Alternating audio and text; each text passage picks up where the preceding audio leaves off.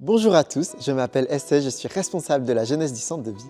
Je vous souhaite la bienvenue sur cette chaîne YouTube du Centre de Vie. J'espère que vous allez passer un bon temps à regarder ce culte et soyez bénis. C'est toujours un plaisir de vous retrouver. En tout cas, ma voix, elle n'est pas retrouvée. On va essayer de la gagner. On essaie de faire avec la technique. Si tu arrives à projeter la première image, super, ça marche. Gamin, je me régalais tellement d'aller chez mes grands-parents. C'était un grand plaisir. On n'allait pas tous les jours. Ils habitaient un peu plus loin.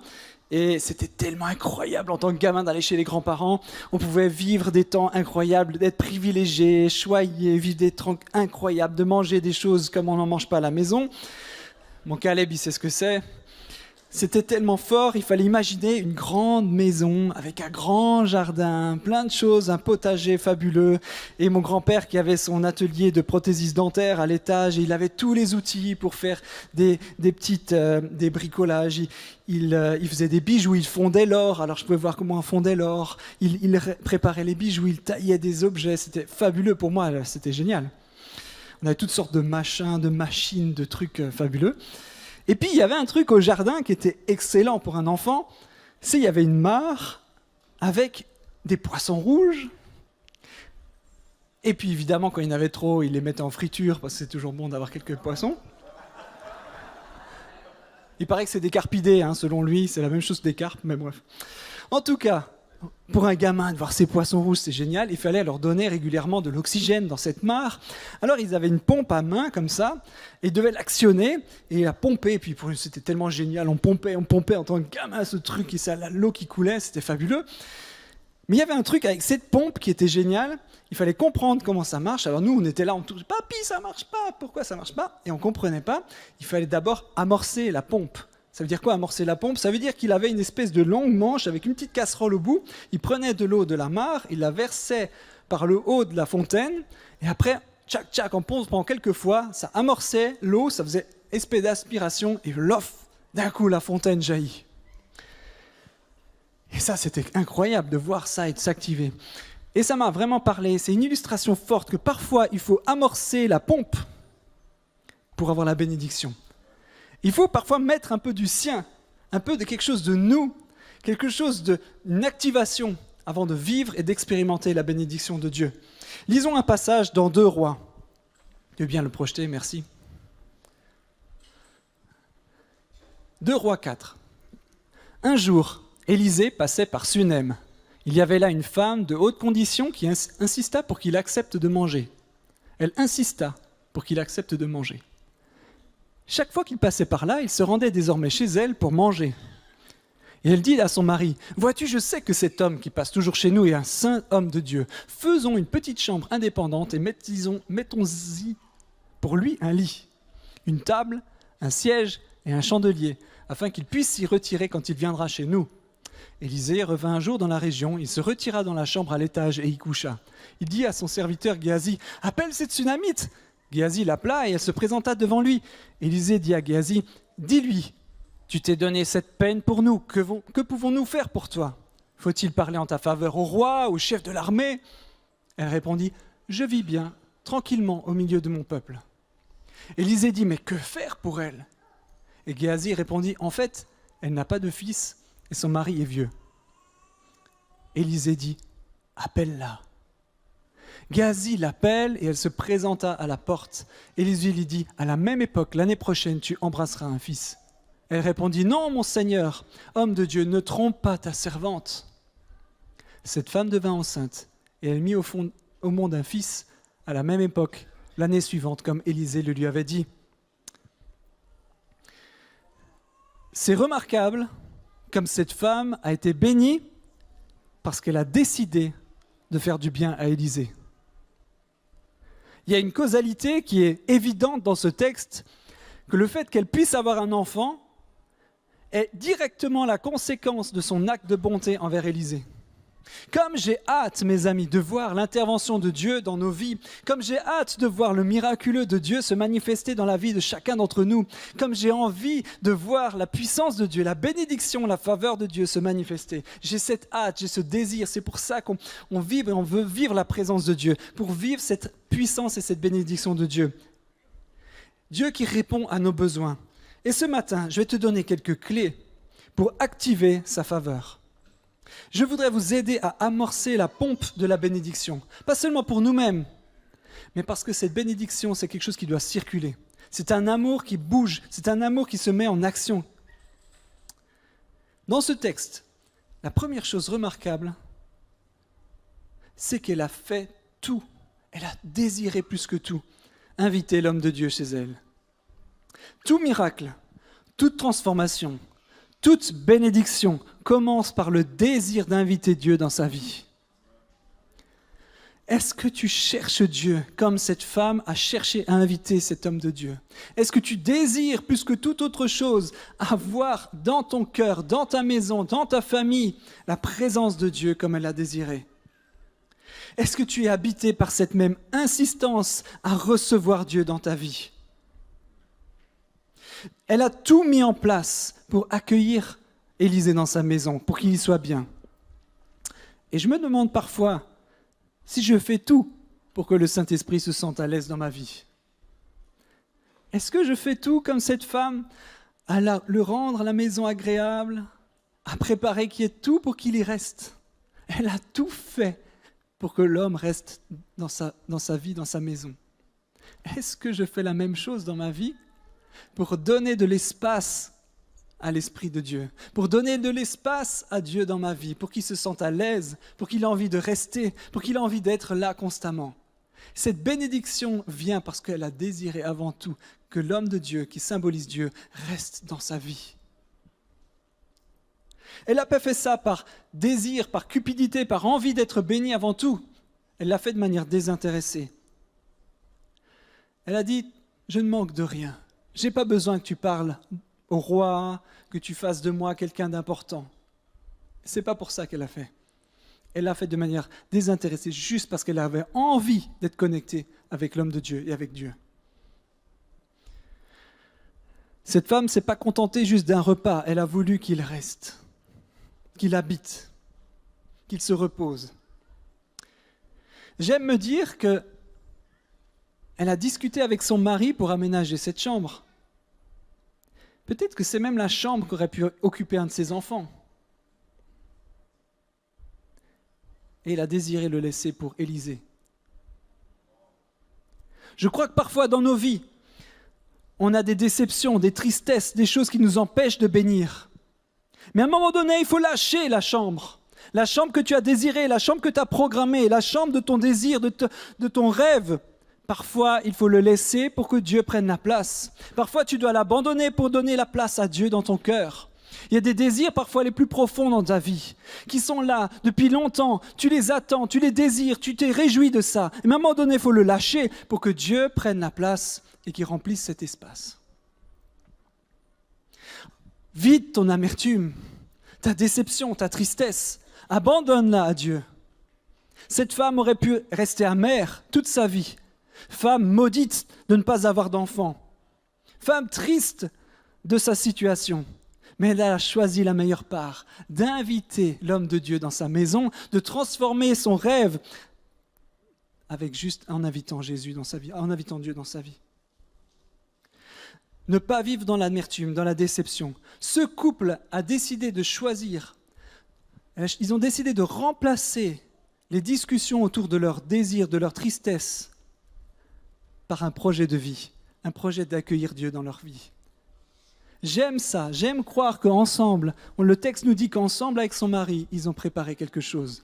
J'imagine toutes les discussions de leur tristesse, de leur amertume. J'imagine toutes les déceptions, la souffrance qu'ils ont dû partager ensemble. Et à ce moment-là, ils ont un projet de vie ensemble.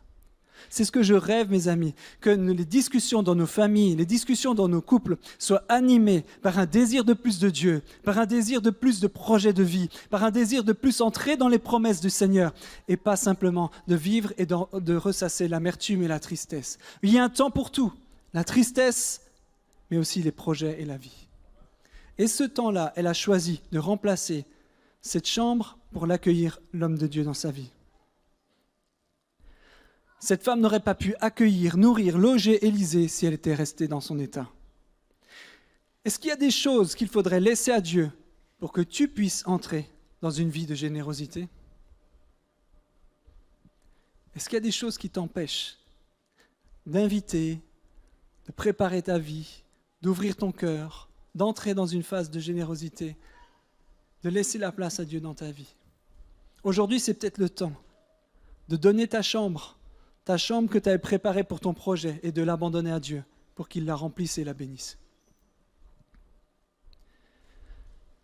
Ce qui m'a choqué, la deuxième chose, c'est que cette femme riche insiste fortement pour faire du bien à Élisée et elle ne se contente pas d'un repas. Elle veut faire du bien à Élisée. Élisée n'a pas eu à demander. Vous avez remarqué, il n'a pas dit « Est-ce que tu n'as pas une petite chambre chez toi pour que je puisse revenir régulièrement ? Tu n'as pas un petit Airbnb sympa ?» Est-ce que Dieu doit toujours te demander pour que tu fasses quelque chose ?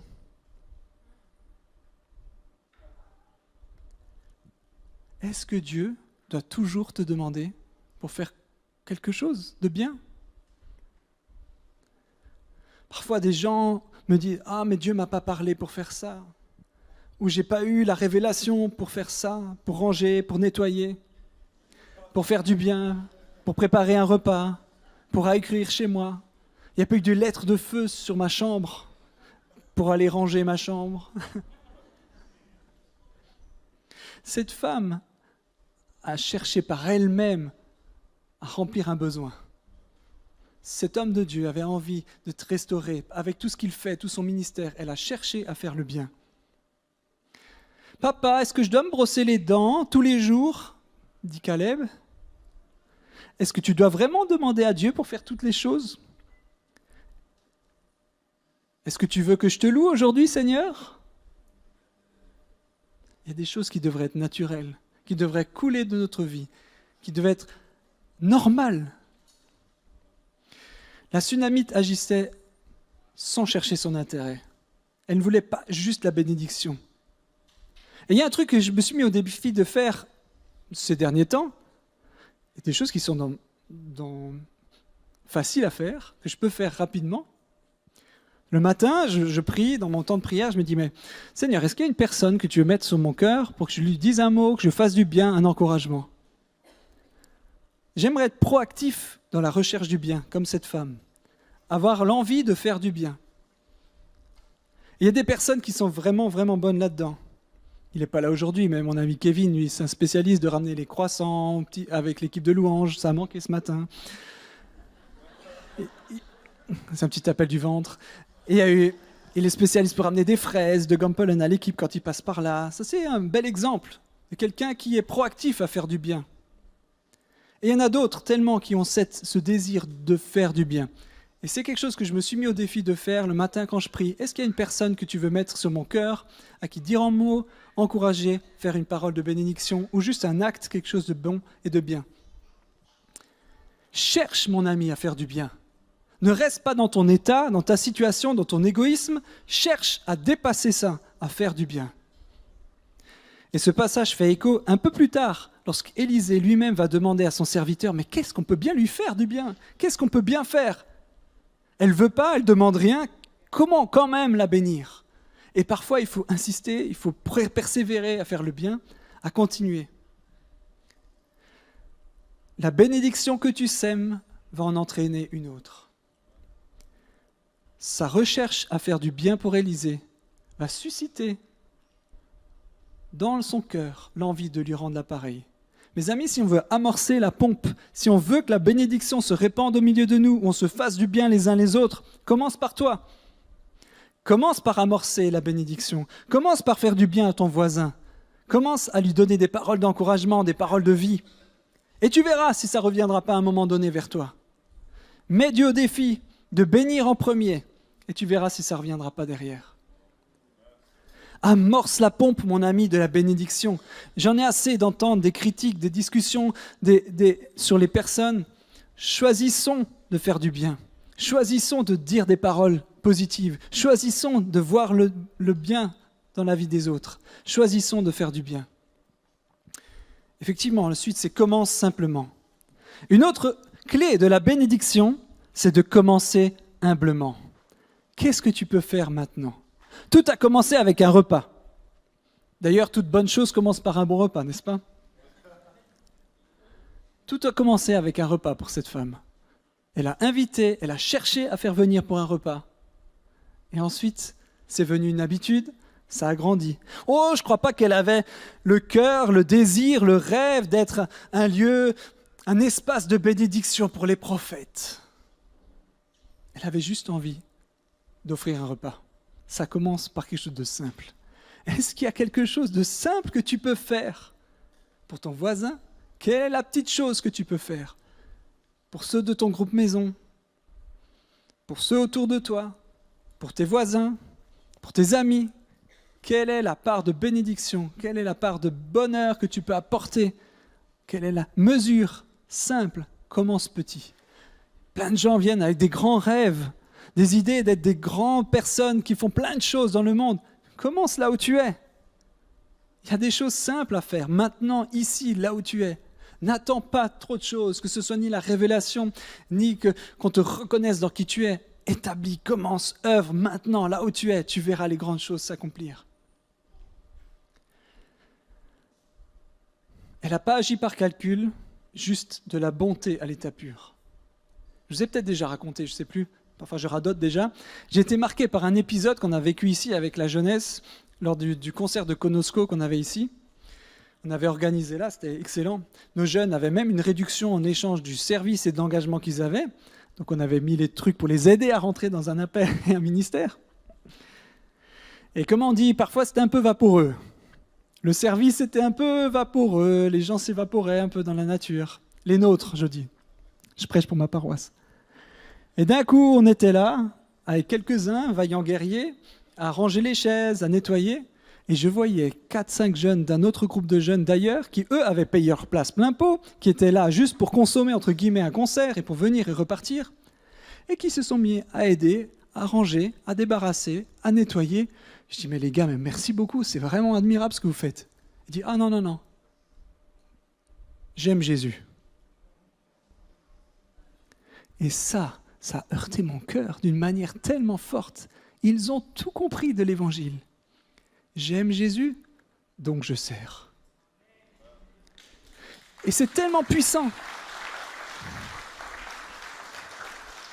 Ce n'est pas des personnes qui voulaient briller sur scène. Ce n'est pas des personnes qui voulaient servir de manière visible, puissante, ostentatoire. Ils ont commencé simplement, en rangeant les chaises, en nettoyant un lieu qui n'est même pas leur église.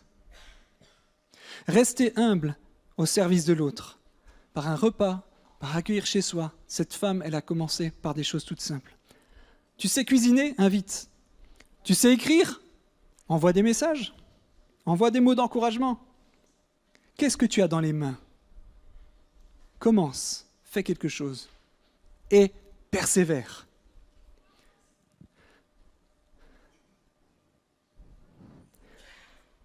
Il fallait qu'un enfant apporte le repas de sa famille à Jésus pour que le miracle de la multiplication ait lieu. Il fallait que quelqu'un donne ce petit peu qu'il avait. C'est rien, c'est dérisoire par rapport à une foule qui a faim. Il a fallu ça pour amorcer la pompe et qu'un miracle ait lieu. Il a fallu que quelqu'un donne ce peu, serve, choisisse l'autre en premier pour que la pompe soit amorcée et que la bénédiction vienne pour une foule entière. Qu'est-ce que tu as dans les mains, mon ami? Commence par des choses simples, un petit repas offert à Jésus. Un petit quelque chose offert permet la bénédiction d'une foule et d'un miracle. Pour faire démarrer la fontaine de mon grand-père, il fallait un petit peu d'eau. Tu as la possibilité d'ouvrir une fontaine de bénédiction dans ce lieu et autour de toi.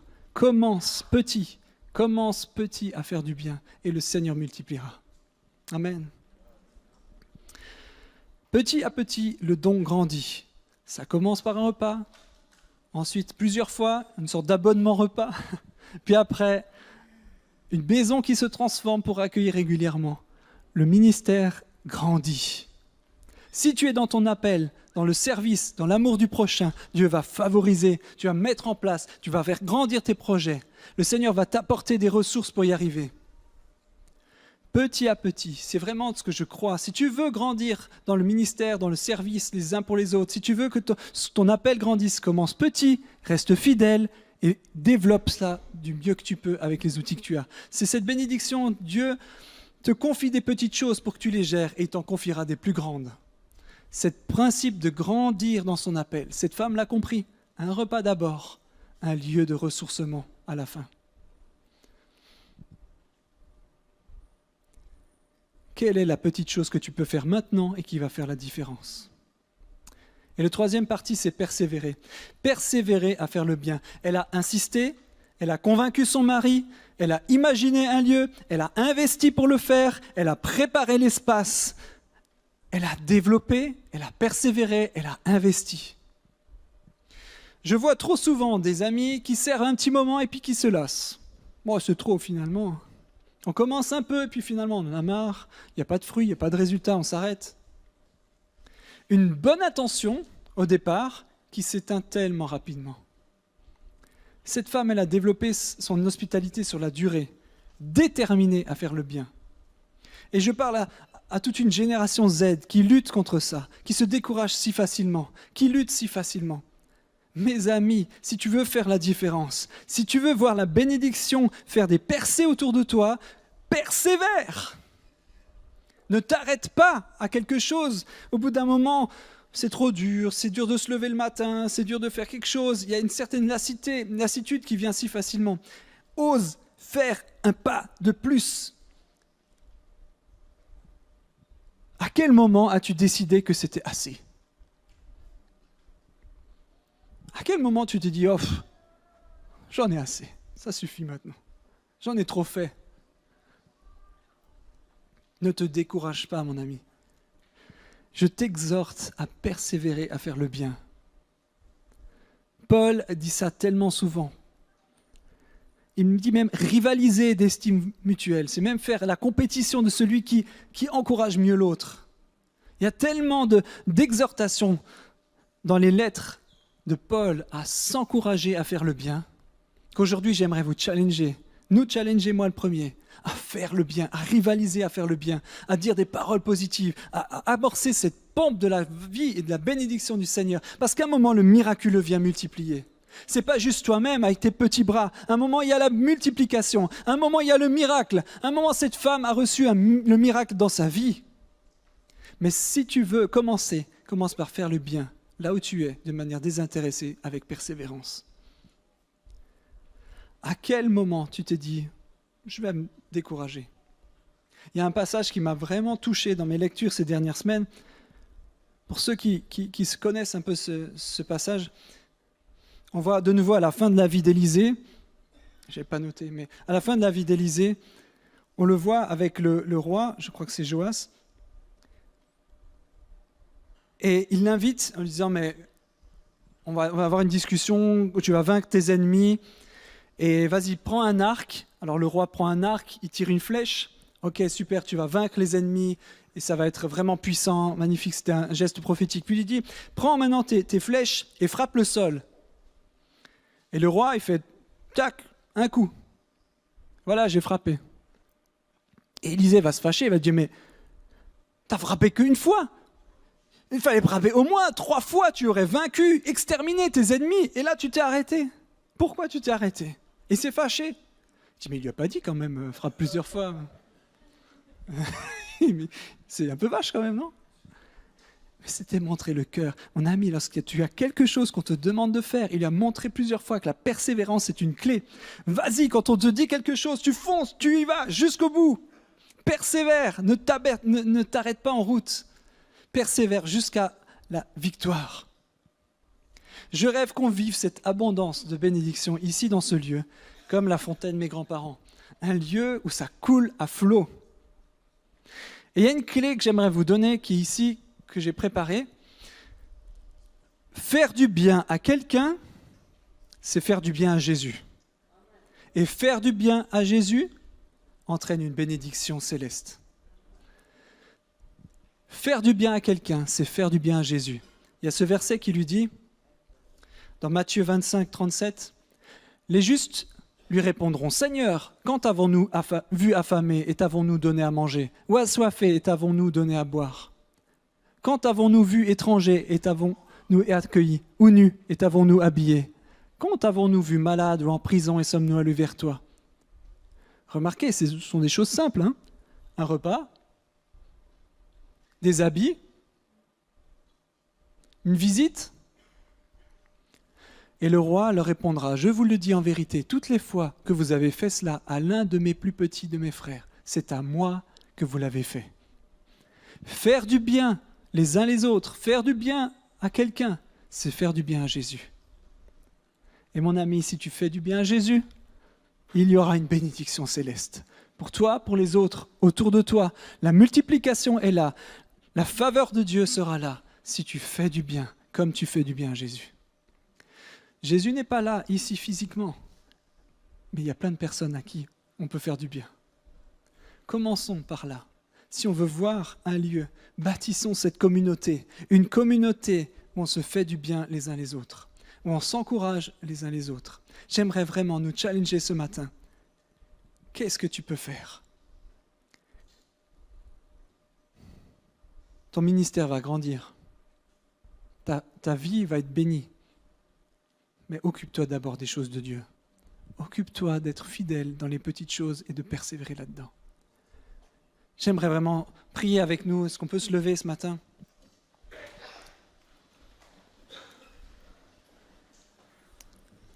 Je demandais au pianiste de venir.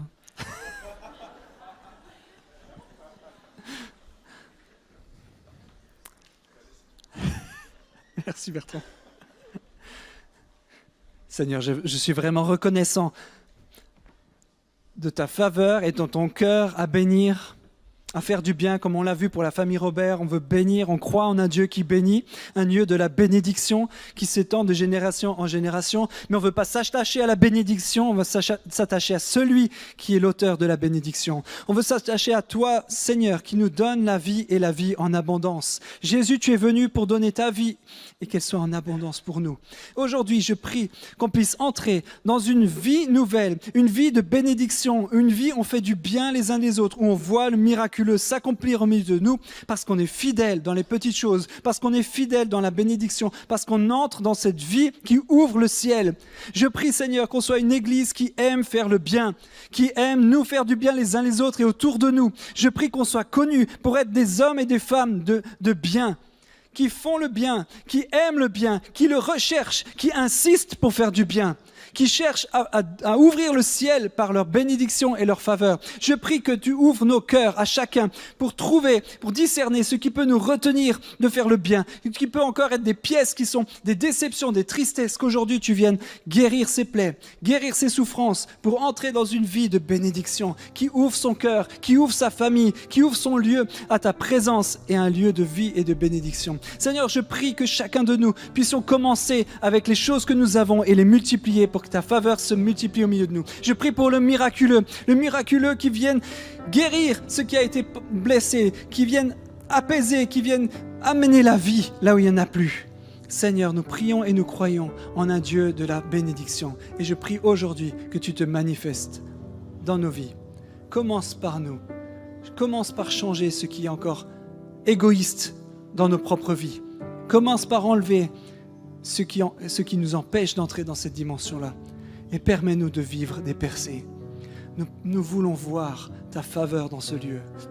Nous voulons voir des multiplications, des bénédictions, des femmes qui n'ont pas eu d'enfants en avoir. Nous voulons voir ce miraculeux au milieu de nous. Alors ouvre le ciel. Commence par nous. Commence par nous aider à entrer dans cette vie, à amorcer la pompe. Amen.